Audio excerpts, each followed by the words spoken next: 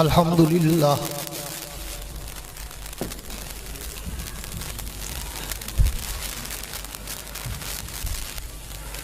الحمدللہ وحدہ والصلاة والسلام علی من لا نبی بعدہ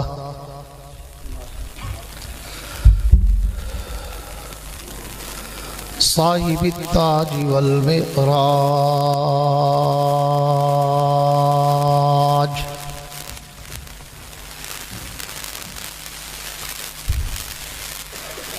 سید الانس والجنات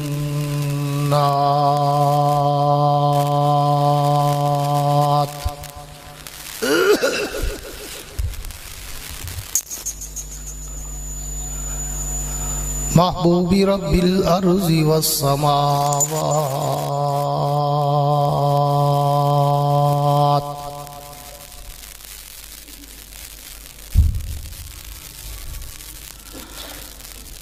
الذي اسمه مكتوب في الإنجيل والتوراة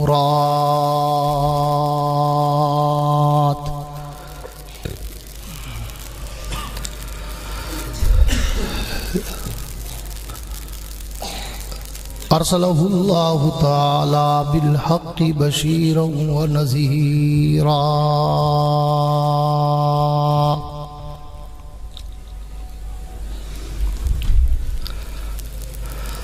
وداعيا إلى الله بإذنه وسراجا منيرا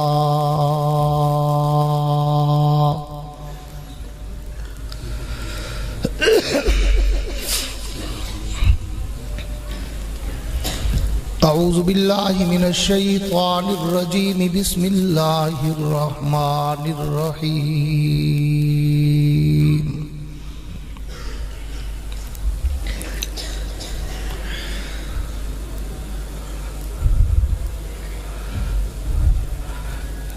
إنا نحن نزلنا الذكر وإنا له لحافظون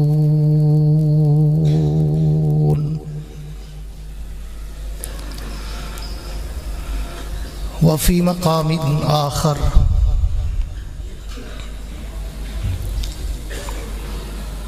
الف لام میم ذالک الکتاب لا ریب فیہ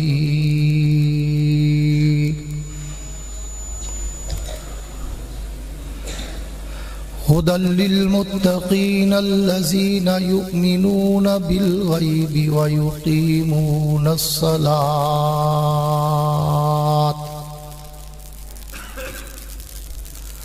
وَمِمَّا رَزَقْنَاهُمْ يُنْفِقُونَ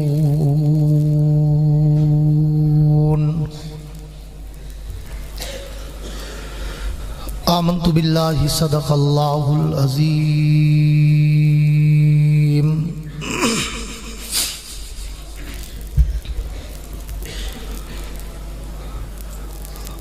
وقال النبي صلى الله تعالى عليه وعلى آله وأصحابه وبارك وسلم أنا وأبو بكر وعمر خلقنا من تربة واحدة وفيها ندفا وصدق رسوله النبي الكريم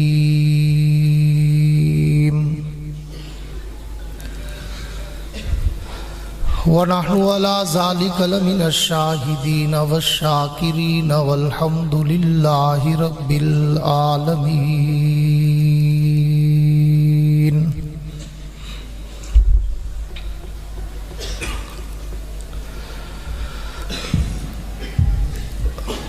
وہ سر سے لے کر پاؤں تک تنویر ہی تنویر ہے، وہ سر سے لے کر پاؤں تک تنویر ہی تنویر ہے، جو وہ منہ سے بولتے قرآن وہ تقریر ہے۔ رخ مصطفیٰ کو دیکھ کر کہتی ہے دنیا آج تک رخ مجتبیٰ کو دیکھ کر، کہتی ہے دنیا آج تک رخ وضحیٰ کو دیکھ کر، کہتی ہے دنیا آج تک ارے وہ مصور کیسا ہوگا جس کی یہ تصویر ہے۔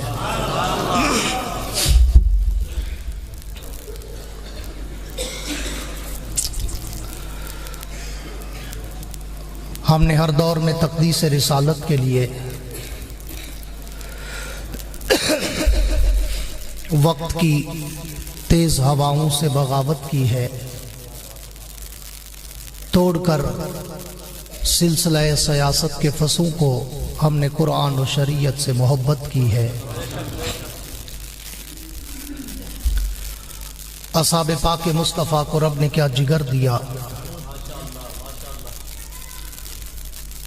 اصحاب پاک مصطفیٰ کو رب نے کیا جگر دیا، بہرحال بے دھڑک سب نے مال و زر دیا،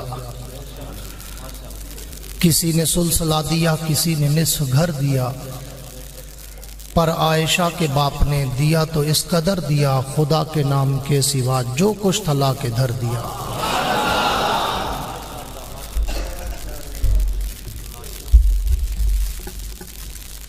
میرے واجب الاحترام قابل صد اعزاز ذی قدر علماء کرام، شعراء کرام، قراء حضرات، طلباء کرام، عمائدین علاقہ، معززین شہر، حاضرین و سامعین، بزرگان دین اور نوجوان دوستو، آج 21 فروری سن 2020 کو آپ حضرات کے اس علاقہ جیا میرا مانسرہ میں برادر مکرم عالم باعمل حضرت مولانا قاری صدیق احمد نقشبندی صاحب کی پرخلوص دعوت پر حاضری کا اتفاق نصیب ہوا ہے۔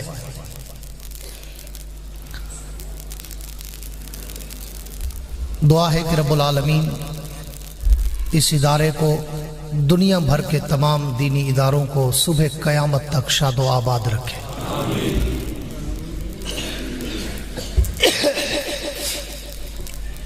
وقت بڑا مختصر ہے کیونکہ جمعۃ المبارک کا موقع ہے اور یہ لمیٹڈ ٹائم ہوتا ہے، خطیب اس کو اپنی مرضی سے بڑھا یا گھٹا نہیں سکتا۔ مجھے یاد پڑتا ہے کہ شاید میں کوئی 30 سال کے بعد مانسرہ کی سرزمین پہ آیا ہوں، غالباً 90-91 میں پہلے میرا ایک دورہ ہوا تھا، اس کے بعد اتفاق نہیں ہو سکا۔ تو چلو نئے نہیں تو پرانے تو میرے انداز گفتگو سے واقف ہوں گے۔ میں کہا کرتا ہوں کہ زندہ دل آدمی ہوں اور زندہ دل مجمع چاہتا ہوں۔ میں بڑا لمبا سفر کر کے آپ تک پہنچا ہوں، رات 10 بجے سے صبح 10 بجے تک پورے 12 گھنٹے میں نے سفر کیا اور آپ تک پہنچا، اس لیے مجھے تھکاوٹ ہونی چاہیے، آپ کو نہیں ہونی چاہیے۔ آپ فریش بیٹھے ہیں، تھکے تو نہیں بیٹھے؟ چلو میں شروع کے 5-7 منٹ میں آپ کے جبینوں کی چمک سے اندازہ کر لوں گا کہ مجھے بولنا ہے یا خانہ پوری کرنی ہے۔ میں کہا کرتا ہوں کہ میرا انداز گفتگو میں نے 1985 سے خطابت کا آغاز کیا، آج 2020 ہے، 35 برس گزر گئے اور پتہ ہی نہیں چلا۔ مگر میں کہا کرتا ہوں کہ میری تقریر میں کوئی لطیفہ، کوئی چٹکلا، کوئی ادھر ادھر کی گھمانے رلانے والی باتیں نہیں ہوتی، میں ٹو دی پوائنٹ اپنے موضوع سخن کے سمندر کی لہروں پہ تیرتا ہوں، پھر اس سمندر میں غوطے کھاتا ہوں، بڑی گہرائی تک جاتا ہوں، ہیرے اور موتی اٹھاتا ہوں، تمہارے دامن میں سجاتا ہوں، دیوبند کا عقیدہ بتاتا ہوں۔ لیکن وہ کرتا تب ہوں جب سامنے بالکل زندہ و پائندہ لوگ بیٹھے ہوں اور بازوق لوگ بیٹھے ہوں، جیتے جاگتے لوگ بیٹھے ہیں، بیمار نہیں صحت مند لوگ بیٹھے ہوں۔ اس لیے میرے ساتھ سفر کرنا ہے۔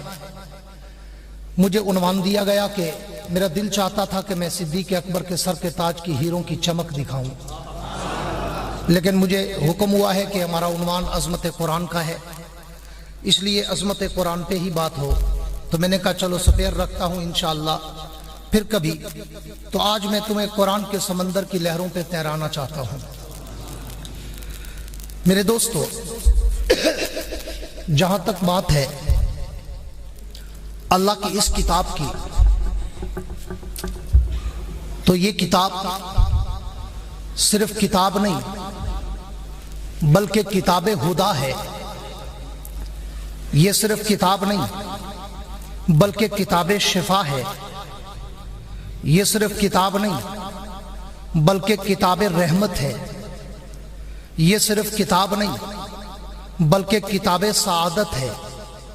یہ صرف کتاب نہیں بلکہ کتاب برکت ہے۔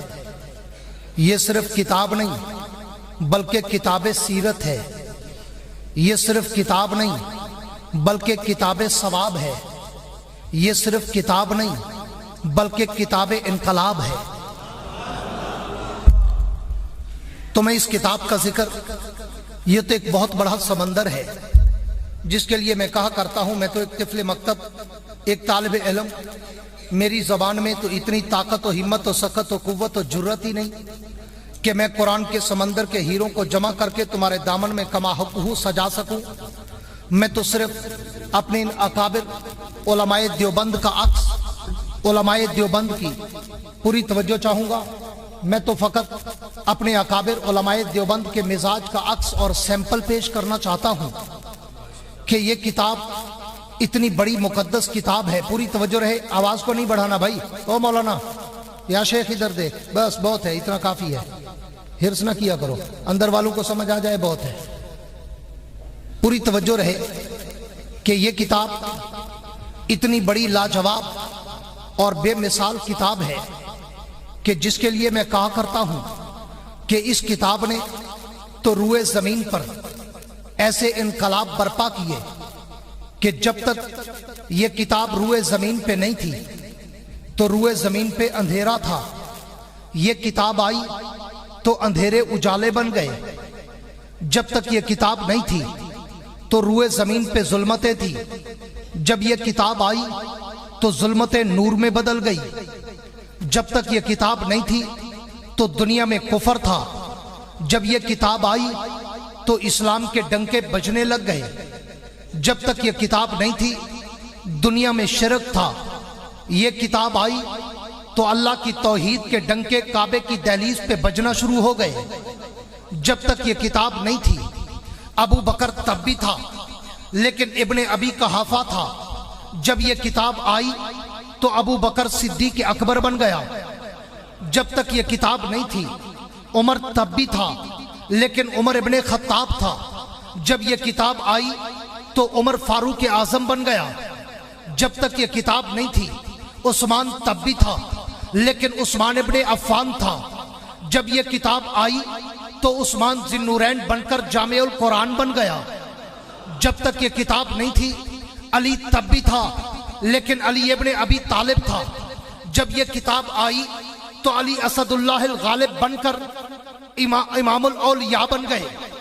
جب تک یہ کتاب نہیں تھی معاویہ تب بھی تھا لیکن معاویہ ابن ابو سفیان تھا۔ جب یہ کتاب اتری تو وہی معاویہ کاتب قرآن بن گیا۔ جب تک یہ کتاب نہیں تھی تو عبداللہ ابن عمر تھا۔ جب یہ کتاب اتری تو ابن عمر محدث اعظم بن گیا۔ جب تک یہ کتاب نہیں تھی تو عبداللہ ابن عباس تھا۔ جب یہ کتاب اتری تو ابن عباس فقیہ امت بن گیا، مفسر قرآن بن گیا۔ جب تک یہ کتاب نہیں تھی عبداللہ ابن مسعود تھا، جب یہ کتاب اتری تو عبداللہ ابن مسعود فقیہ امت بن گیا، جب تک یہ کتاب نہیں تھی ابو عبیدہ بن جراح تھا، جب یہ کتاب اتری ابو عبیدہ امین امت بن گیا، جب تک یہ کتاب نہیں تھی بلال حبشے کا عام غلام تھا، جب یہ کتاب اتری اور بلال نے سینے سے لگائی تو عظمت کو اتنا چار چاند لگ گئے کہ وہی بلال چلتا عرب کی گلیوں میں ہے، قدموں کی آہٹ جنت کی حوریں سنتی۔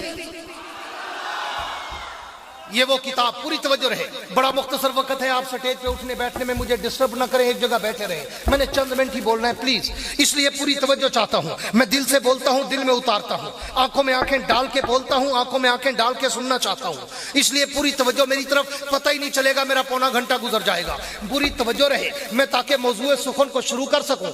آؤ اس قرآن کے سمندر کی لہروں پہ تمہیں تیرانا چاہتا ہوں۔ اس کتاب کا تعارف رب کونین سے پوچھتے ہیں، اللہ اپنی اس کتاب کا ہمیں تعارف تو کرائیے، تو کائنات کے رب نے بڑا جامع معنی تعارف کرایا، 3 حرف اور 2 جملوں میں، 3 حرف کہے الف لام میم اور 2 جملے کہے، الف لام میم کے بعد ذالک الکتاب لا ریب فیہ، دوسرا جملہ کہا ھدی للمتقین۔ یہ پورے قرآن کا تعارف اللہ نے سمندر کو مٹھی میں بند کر دیا۔ علماء بیٹھے ہیں، شیخ الحدیث ہوں گے، مفسر ہوں گے، مدرس ہوں گے، محقق ہوں گے، ان سے پوچھنا آگے سارا قرآن تفسیر قرآن بالقرآن کے ضمن میں ہے کہ قرآن کا تعارف ان 2 جملوں میں کائنات کے رب نے بڑا جامع معنی کرا دیا۔ 3 حرف، فرمایا الف مجھے اپنی الوہیت کی قسم، لام مجھے جبریل کی صداقت کی قسم، میم مجھے محمد کی عظمت کی قسم۔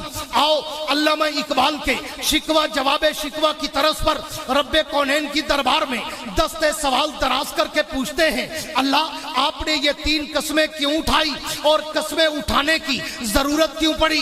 اگر بغیر قسموں کے بات ہوتی ہم تو بھی یقین کرتے۔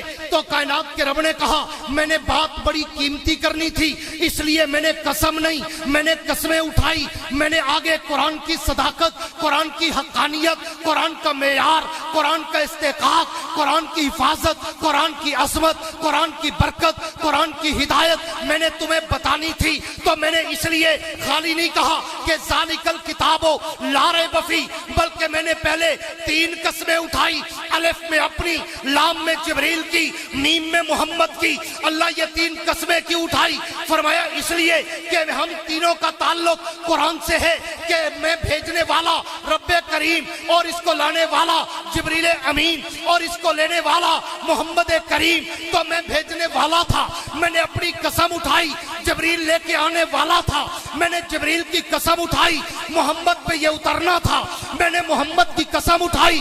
اللہ یہ 3 قسمیں اٹھا کر اعلان کیا کرنا ہے؟ فرمایا اعلان ذالک الکتاب لا ریب فیہ، کہ خبردار میرے نبی کی امت کے لوگوں، میں 3 قسمیں اٹھا کے کہہ رہا ہوں کہ مجھے اپنی قسم یہ قرآن سچا ہے، مجھے جبریل کی قسم یہ قرآن سچا ہے، مجھے محمد کی قسم یہ قرآن سچا ہے۔ میں نے قسمیں اس لیے اٹھائی کہ 14ویں صدی کا چوڑا تمہیں یہ نہ کہے کہ یہ قرآن سچا نہیں، اس لیے اس چوڑے کی بکواس پہ اعتبار نہ کرنا، میری ذات پہ اعتبار کرنا۔ الف لام میم، 3 قسمیں، میری قسم، جبریل کی قسم، محمد کی قسم۔ کیوں؟ اتارا میں نے ہے، لے کے آنے والا جبریل ہے، جس پہ اترا وہ محمد ہے۔ تینوں قسمیں اٹھا کر اعلان کیا کیا کہ ذالک الکتاب لا ریب فیہ، اس کتاب میں کوئی شک نہیں، پوری توجہ چاہوں گا، اس کتاب میں کوئی شک شبہ وہم گمان تردد رائبہ شائبہ مریا کی بھی گنجائش نہیں۔ کبھی توہم میں بھی نہ سوچنا کہ یہ کتاب سچی نہیں، بلکہ کائنات کے رب فرماتے ہیں میں نے قسمیں اٹھا کر اعلان کیا تاکہ 14ویں صدی کا ملنگ گمراہ نہ کر سکے کہ یہ تو بعد میں لکھی گئی، یہ تو نعوذ باللہ خلفاء نے لکھی۔ کائنات کے رب نے سب سے پہلے قرآن کے تعارف سے بھی پہلے قرآن کی صداقت کے لیے 3 قسمیں اٹھائی۔ آگے چلتا ہوں، پھر قسمیں اٹھانے کے بعد اعلان کیا کیا؟ ذالک الکتاب لا ریب فیہ، کہ یہ کتاب لا ریب ہے۔ اہل علم، اہل ذوق، اہل فکر، اہل عمق سے توجہ چاہوں گا، اہل ذوق، اہل دل سے توجہ چاہوں گا کہ کائنات کے رب سے سے پھر سوال کرتے ہیں اللہ آپ نے ذالکل کتاب کیوں کہا؟ حالانکہ قرآن میں ہم نے جہاں بھی اس قرآن کا ذکر دیکھا لفظ قرآن استعمال ہوا، یاسین والقرآن الحکیم، الرحمن علم القرآن بل ہوا قرآن مجید، ان ھذا القرآن لو انزلنا ھذا القرآن، ہر جگہ قرآن قرآن قرآن، لیکن یہاں پر ذالکل قرآن نہیں کہا بلکہ ذالکل کتاب کہا۔ پوری توجہ چاہوں گا، ذالکل کتاب کہا، اللہ کتاب کیوں کہا، ذالکل قرآن کیوں نہیں کہا؟ تو جواب شکوہ ملتا ہے اس لیے کہ اگر میں ذالکل قرآن کہتا تو 14ویں صدی کا دھویں دار یہ کہہ سکتا تھا کہ اللہ نے قرآن کو سچا کہا۔ یہ قرآن نہیں، یہ تو عام خلفاء کی لکھی ہوئی کتاب ہے۔ قرآن تو وہ ہے جو غاروں میں پڑا ہے، قرآن تو وہ ہے جس کے 40 پارے ہیں، قرآن تو وہ ہے جو امام مہدی کے پاس ہے۔ اللہ نے اس کے کفر، اس کے دجل، اس کے فریب کا دھوکہ پردہ چاک کرنے کے لیے ذالکل قرآن نہیں کہا، ذالکل کتاب کہا کہ مسلمانوں یہ کتاب سچی ہے جو تیرے ہاتھوں میں۔ ذالکل قرآن نہیں کہا، ذالکل کتاب لا ریب فیہ، یہ کتاب جو تیری مسجد میں ہے، جو تیرے مدرسے میں ہے، جو تیری جھولی میں ہے، جو تیرے ہاتھوں میں ہے، جو تیرے سینے میں ہے، جو تیرے دل و دماغ میں پیوست ہے، جو یہ علماء مولوی قاری حافظ پڑھا رہے ہیں تاکہ کوئی ملنگ دھوکہ نہ دے سکے کہ اللہ نے تو ذالکل قرآن لا ریب فیہ کہا۔ قرآن کو تو ہم بھی مانتے ہیں لیکن یہ قرآن تھوڑا ہے، یہ تو عام کتاب ہے، بعد میں لکھی ہوئی کتاب ہے۔ اللہ نے 1400 سال پہلے اس کا پردہ چاک کر کے کہا ذالکل کتاب لا ریب فیہ، یہ کتاب سچی ہے جو تیرے ہاتھوں میں ہے۔ اب اس سے اگلا جملہ فرمایا ھدی للمتقین۔ پوری توجہ، میں بڑی تیزی سے موضوع کو مکمل کرنا چاہتا ہوں وقت کی کمی کی وجہ سے۔ ھدی للمتقین، یہ اب پہلے جملے میں قرآن کی صداقت، حقانیت، دوسرے جملے میں آمد قرآن کا مقصد، آمد قرآن کا مقصد کہ ھدی للمتقین، یہ کتاب میں نے کیوں بھیجی؟ یہ متقین کی ہدایت کا سمندر ہے، راہ رو منزل ہے۔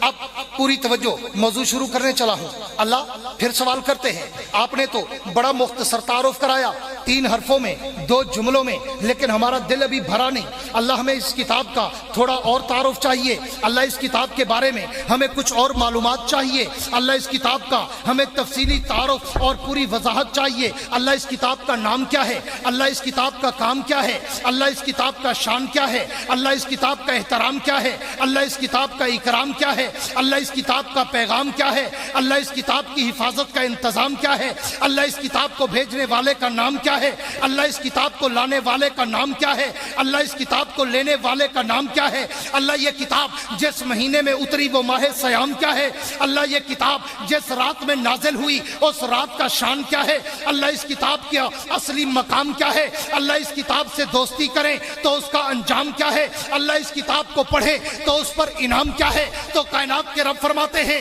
میرے نبی کی امت کے لوگوں، اگر ان سارے سوالوں کا جواب چاہتے ہو پھر مجھ سے کیوں پوچھتے ہو؟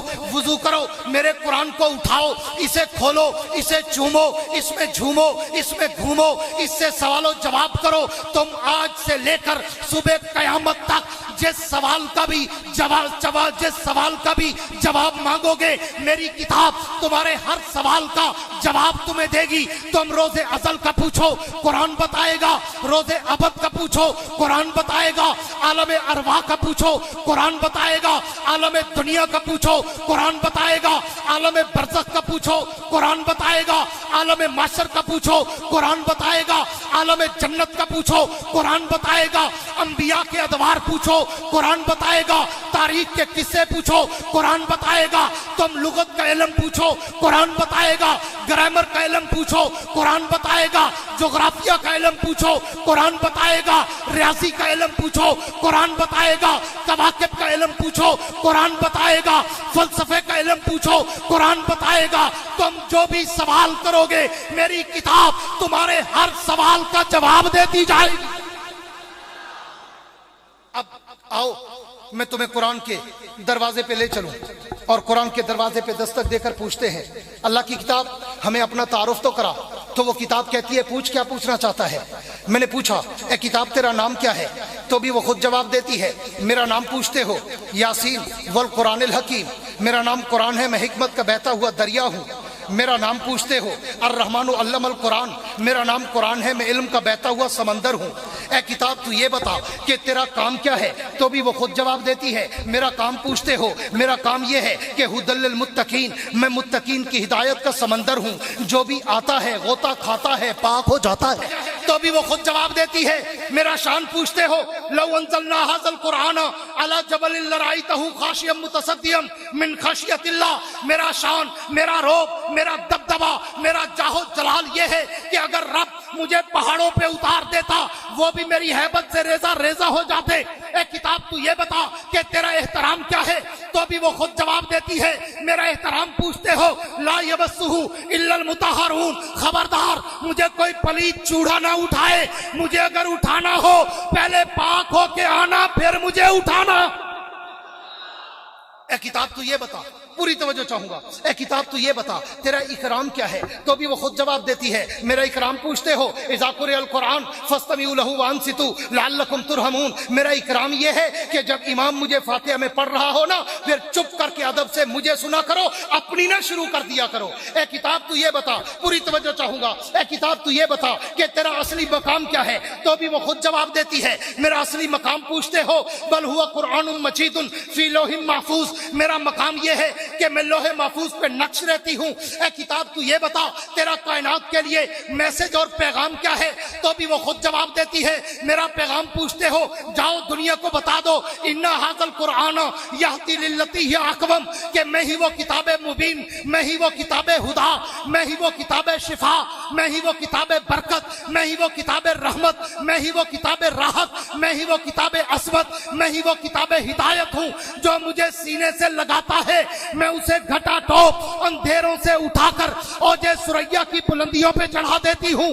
اے کتاب تو یہ بتا، اے کتاب تو یہ بتا کہ تیری حفاظت کا انتظام کیا ہے، تو بھی وہ خود جواب دیتی ہے میری حفاظت کا انتظام پوچھتے ہو، انا نحن نزلنا الذکر و انا لہ لحافظون، میری حفاظت کا انتظام میرا رب خود کرتا ہے اور صبح قیامت تک کرے گا۔ اے کتاب تو یہ بتا کہ تیرے بھیجنے والے کا نام کیا ہے، تو بھی وہ خود جواب دیتی ہے میرے بھیجنے والے کا نام پوچھتے ہو، تنزیل من رب العالمین، مجھے عالمین کے رب نے بھیجا۔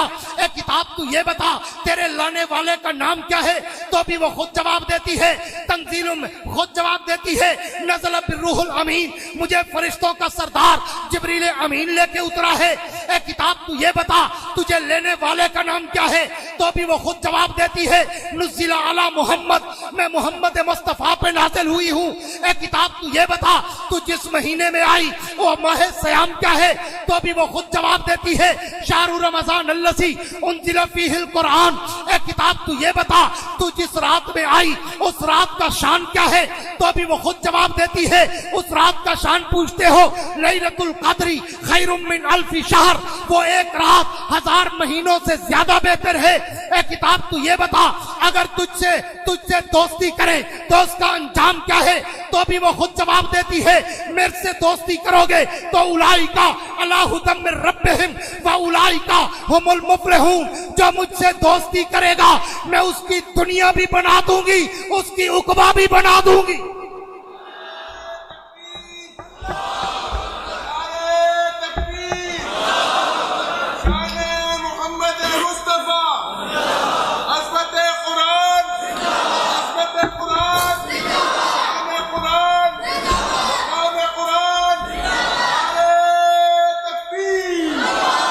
میرے دوستو آؤ ایک اور سوال کرتے ہیں، پوری توجہ میری طرف۔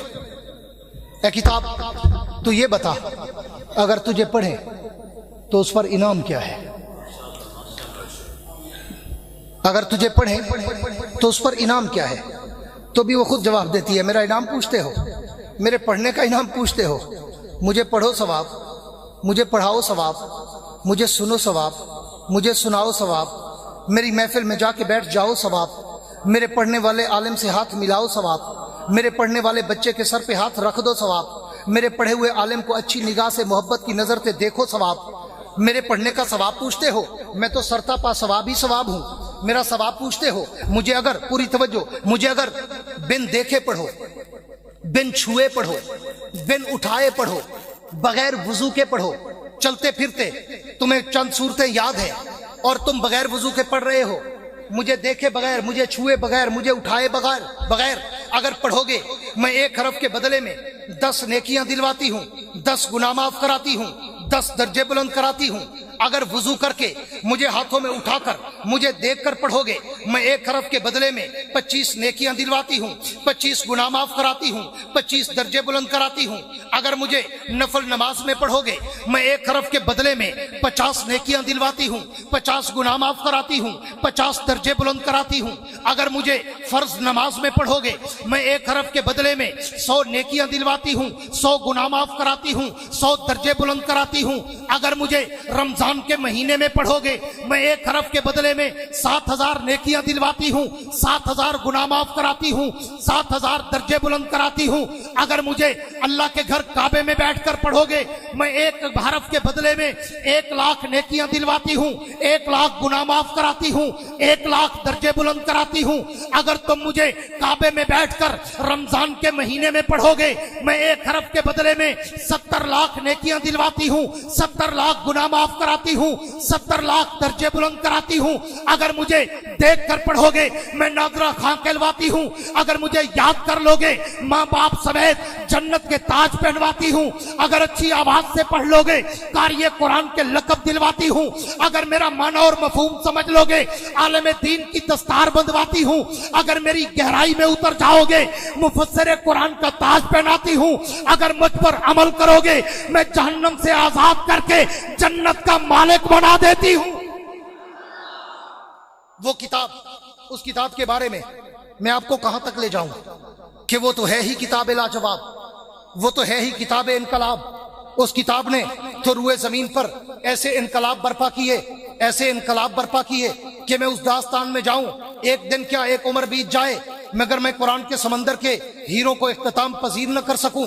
وہ قرآن، وہ اللہ کی کتاب، پوری توجہ چاہوں گا۔ آج جو تیرے اور میرے گھر میں لاوارث پڑی ہے، تجھے اور مجھے پڑھنے کا وقت نہیں ملتا، جھوٹی خبروں سے بھرے ہوئے اخبار خرید کے پڑھتے ہو۔ سچی خبروں والا قرآن گھر میں بھی مفت رکھا ہے، مسجد میں بھی مفت رکھا ہے، مگر پڑھنے کا ٹائم نہیں۔ قرآن کو تم نے صرف برکت کا تعویذ بنا کے گھر میں رکھ دیا، اور جب آتے جاتے چوم لیا، دکان پہ جاتے چوم لیا، واپسی پہ آتے چوم لیا، بیٹی کے جہیز میں دے دیا، جھوٹی قسم اٹھانے کے لیے سر پہ اٹھا لیا۔ یہ قرآن اس لیے تو نہیں آیا تھا، یہ تیرے سفینوں میں سجنے نہیں آیا تھا، یہ تیرے سینوں میں سجنے آیا تھا۔ آج ان مدارس کے ساتھ اپنا تعلق بنا، ان مدارس کے ساتھ، علماء کے ساتھ، ان قراء کے ساتھ، ان حفاظ کے ساتھ اپنی محبت کا رشتہ قائم کر۔ رب محمد کی قسم، یہ علماء کے مرہون منت ہے، ان دینی مدارس، ان مساجد، ان دین کے مراکز کے مرہون منت ہے کہ آج روئے زمین کے چپے چپے پر تجھے قرآن کے حافظ بھی نظر آئیں گے اور دین کے عالم بھی نظر آئیں گے۔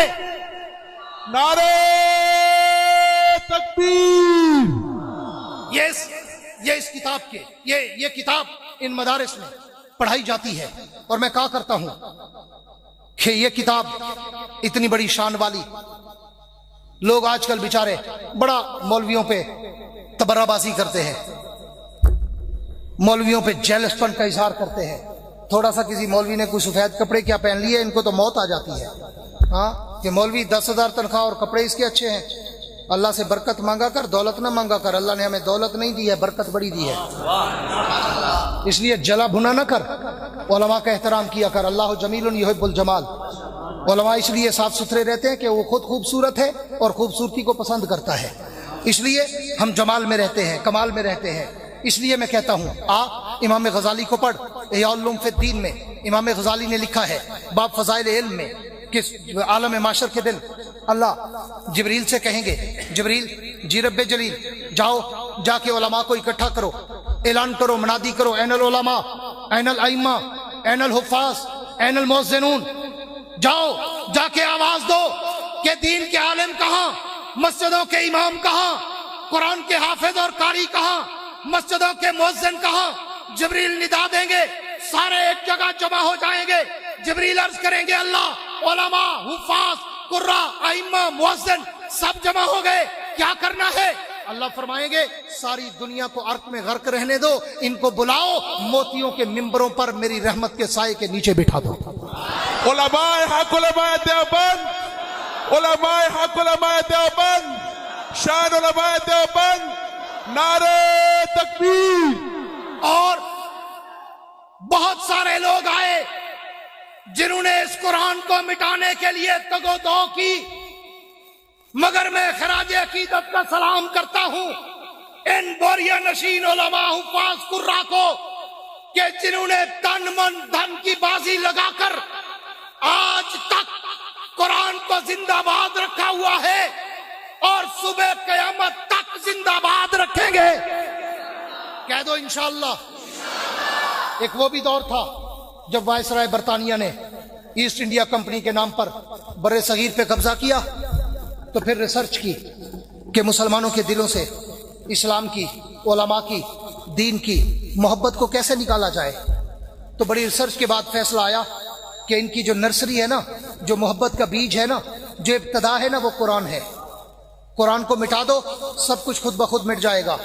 تو وائسرائے برطانیہ نے اعلان کر دیا کہ جاؤ 3 لاکھ فوج کو بھیجو اور ان کو 6 مہینے کا وقت دو۔ ان کو کہو 6 مہینے 3 لاکھ فوج پورے بر صغیر میں پھیلے، اور 6 مہینے کے بعد مجھے کہیں سے قرآن کی آواز یا قرآن نظر نہیں آنا چاہیے۔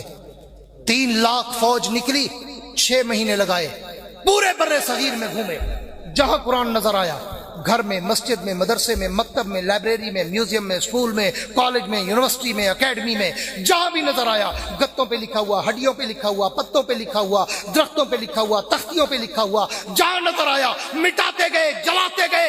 اور 6 مہینے کے بعد وائسرائے برطانیہ کو جا کر یہ رپورٹ دی کہ مسٹر ولیم، ہم نے آج کے بعد قرآن کو ختم کر دیا، اب بر صغیر میں آپ کو قرآن کی آواز نہیں آئے گی۔ تھوڑے عرصے کے بعد وہی وائسرائے برطانیہ جب ہندوستان کی دھرتی پہ آیا اور وہ دہلی کے ایک محلے سے گزرنے لگا، تو اس محلے کی ایک گلی کے کچے مکان سے قرآن کے پڑھنے کی آواز آنے لگ گئی۔ وائسرائے برطانیہ تل ملا اٹھا، لرزہ برندام ہو گیا، ارق میں غرق ہو گیا۔ یہ کیا؟ میں نے 6 مہینے لگائے، 3 لاکھ فوج لگائی، مجھے رپورٹ ملی کہ قرآن اینڈ فنش، ختم، اور یہ قرآن کی آواز آ رہی ہے۔ وائسرائے برطانیہ نے اپنی فوج سے کہا جاؤ اندر دیکھو کون پڑھ رہا ہے۔ اندر گئے، کیا دیکھتے ہیں؟ ایک 10 سال کا نابینا بچہ قرآن کی تلاوت کر رہا ہے۔ جو زندہ بیٹھے ہو وہ کہہ دو سبحان اللہ، جو بیمار نہیں ہو وہ کہہ دو سبحان اللہ۔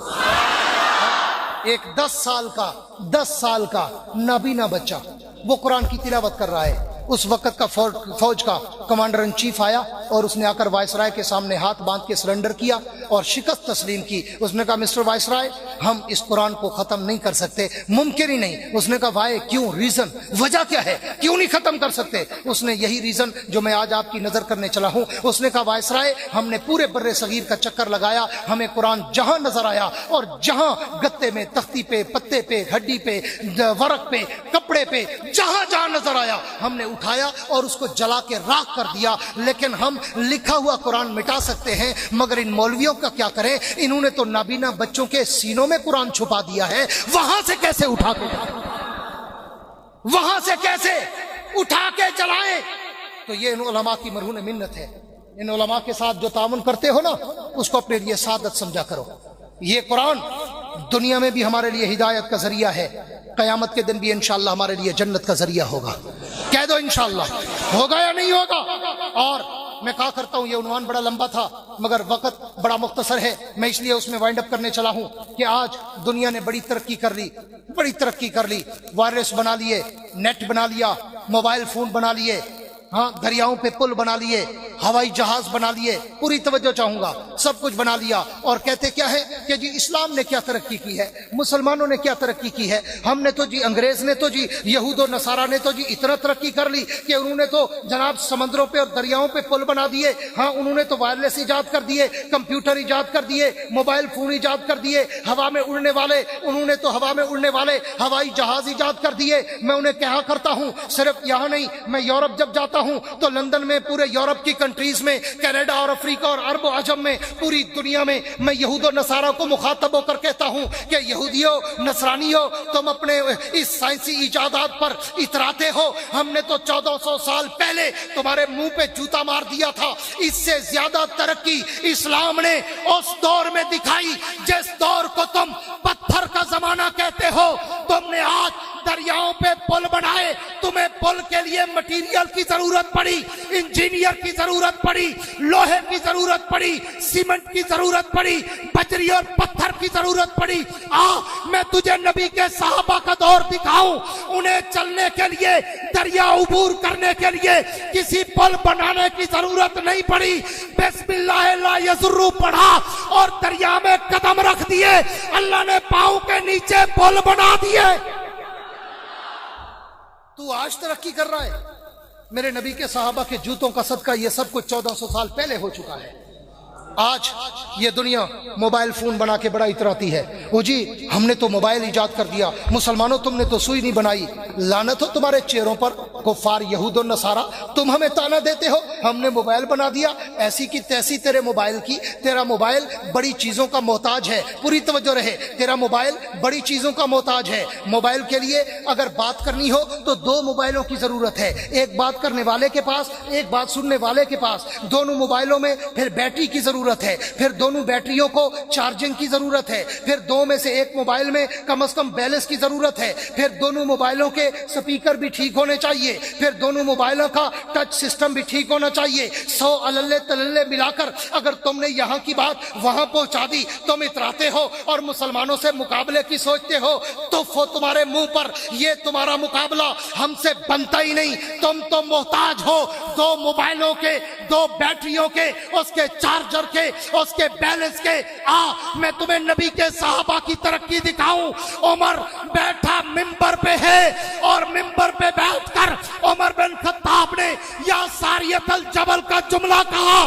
نہ موبائل کی ضرورت پڑی، نہ بیٹری کی ضرورت پڑی، نہ چارجنگ کی ضرورت پڑی، نہ بیلنس کی ضرورت پڑی۔ عمر بولا یہاں، آواز پہنچی کہاں؟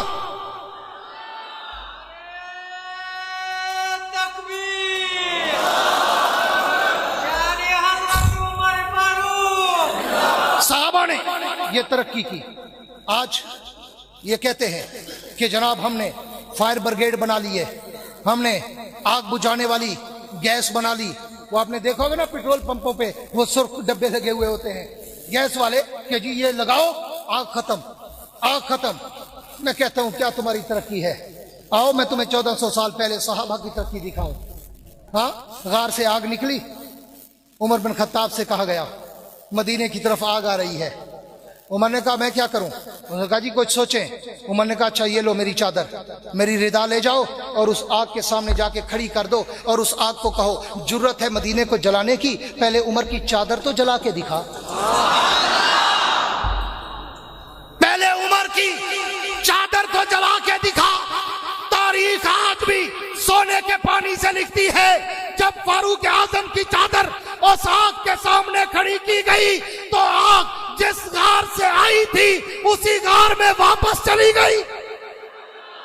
یہ قرآن والوں کی ترقی ہے۔ وقت نہیں کہ میں ان سارے واقعات کو کوٹ کروں اور میں آپ کو قرآن والوں کی اور نبی کے صحابہ کی عظمت کے ڈنکے بجاتے ہوئے میں تمہیں ان کی ترقی بتاؤں، لیکن اتنا کہتا ہوں آؤ جیا میرا والو، مانسرا والو، آج بھی ہم چاہتے ہیں کہ وہی قرآن والا دور، وہی قرآن والا نظام ہمارے پاکستان میں بھی آ جائے۔ چاہتے ہو وہی قرآن والا دور، وہی خلافت راشدہ کے نظام والا دور آج بھی اس ملک میں آنا چاہیے؟ اگر چاہتے ہو کہ اس ملک میں کوئی سوشلزم، کمیونزم اور جمہوریت یا کوئی اور اسلام نظام اس ملک میں نہ ہو، بلکہ محمد مصطفیٰ کا اور خدا کے قرآن کا نظام ہو، خلافت راشدہ والا نظام ہو، تو پھر آؤ میں تمہیں دعوت فکر دیتا ہوں کہ اس دور میں قائد جمعیت، بطل حریت، امام اسلامی انقلاب، مفکر اسلام مولانا فضل الرحمان کے دست و بازو بنو، ان کے پیچھے چلو، ان کے ورکر کارکن بن کر پرچم نبی اٹھا کر سینے پہ سجا کر चलो और इस मुल्क में इन बोरिया नशीन उलमा को असेंबलियों में पहुंचाओ। रब्बे मोहम्मद की कसम, जिस दिन इस मुल्क में जमीयत उलमा इस्लाम की हुकूमत आई, फिर मैं देखूंगा कौन चूड़ा नबी के सहाबा पे तबर्रा कर सकता है। जमीयत उलमा इस्लाम, जमीयत उलमा इस्लाम, कायद जमीयत हज़रत मौलाना फजलुर रहमान, नारे तकबीर। मेरे कायद ने पिछले दिनों आजादी मार्च की सूरत में उलमा और मदारिस और मसाजिद को जो तहफ़्फ़ुज़ दिया है ना, मैं कायद मोहतरम के जुमले दोहरा के बात वाइंड अप करने चला हूं। किसी ने पूछा मौलाना आजादी मार्च का फायदा क्या हुआ? हुकूमत तो नहीं गई। मौलाना ने कहा हुकूमत भी जाएगी, बंदा इम्तिहान देता है पहले, रिजल्ट आता है 3 महीने के बाद। ऐसे है या नहीं है? वो बोलो तो सही, ऐसे है या नहीं है?